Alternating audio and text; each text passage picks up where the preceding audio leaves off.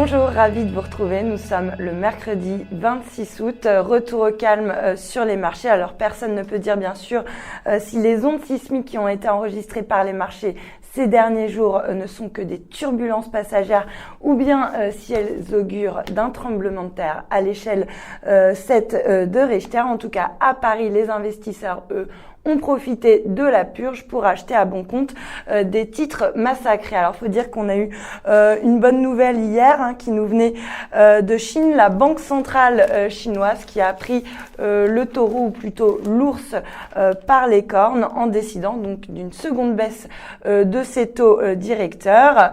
Pour résumer, donc ces 100 milliards qui vont être injectés dans l'économie chinoise. Alors, ça représente une paille, bien sûr, à l'échelle de l'économie chinoise, mais ces mesures symboliques, elles ont eu le mérite de rassurer le marché, de montrer que la Banque centrale est là pour soutenir donc les indices. Alors, une autre information à donner, c'est que une partie de la chute de Shanghai finalement traduit finalement la volonté des autorités chinoises à stopper la spéculation à crédit des investisseurs. En fait, les particuliers chinois ont emprunté souvent à crédit des sommes absolument astronomiques pour pouvoir spéculer sur les marchés dans l'espoir d'obtenir des gains mirobolants, et ce sont eux donc les premières victimes de l'éclatement de la bulle. Donc la Banque centrale laisse la bulle se dégonfler afin de calmer un petit peu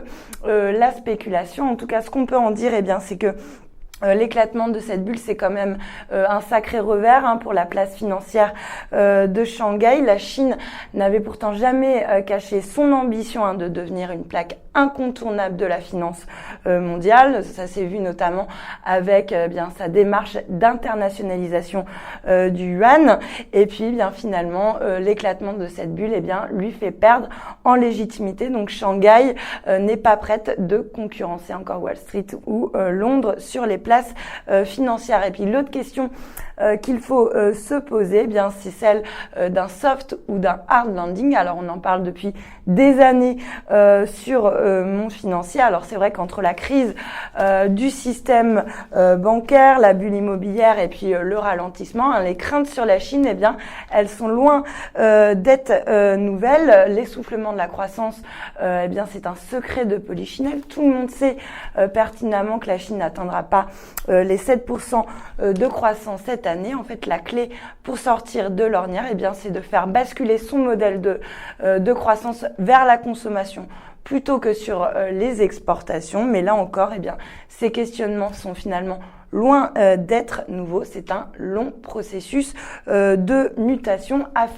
à suivre. Donc des marchés, eux, qui semblent rassurés.